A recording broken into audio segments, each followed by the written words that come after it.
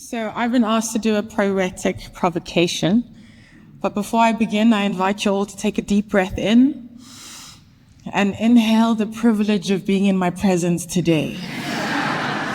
And exhale any entitlement to the gifts my presence brings you in this present moment, yeah?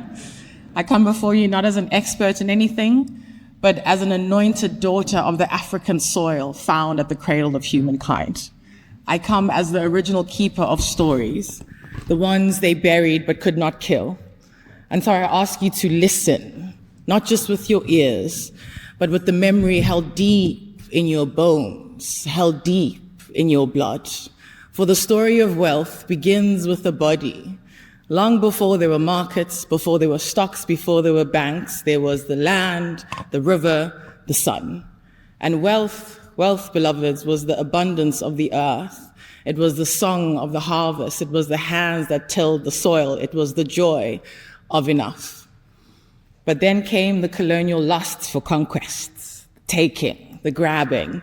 Wealth became a thing to be hoarded and not shared. It became a beastly mark of power, a capitalistic tool of control. It became land stolen, bodies stolen, futures stolen. The plantations of the past are the corporations of the present. The auction blocks are now the stock exchanges. The trade routes are now the supply chains. The overseer is now the CEO. The language has changed, but the rhythm of extraction and dehumanization has remained the same. The currency of power still flows in one direction, upward, outward, and away from the many into the hands of the few. Intergenerational wealth, they call it, but what is it really? It is the remnants of old contracts signed in blood. It is the unbearable weight of past deeds pressing into the present. You are experiencing the karma of riches built on suffering, and it would be unrighteous of us to not allow you to experience the full cycle of your ancestral karma. And so I ask you, what ghosts live in the wealth you hold? What stories are stitched into the fabric of your investments? What bodies are buried beneath your portfolios? What voices whisper between your metrics?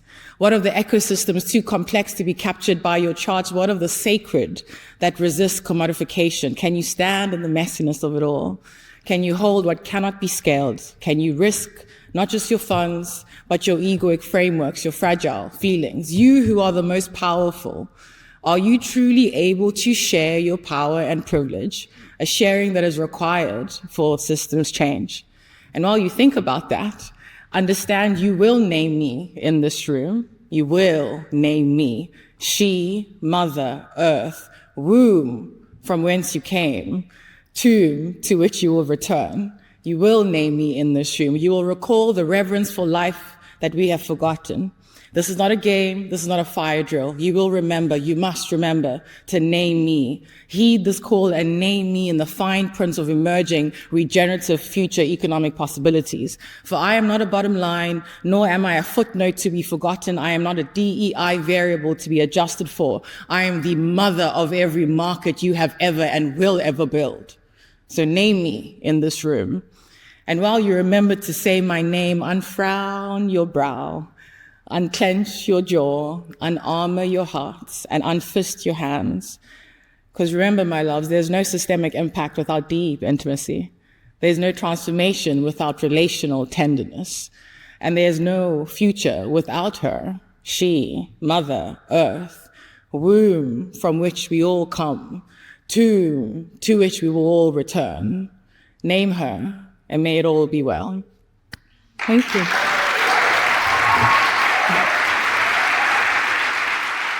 Yeah.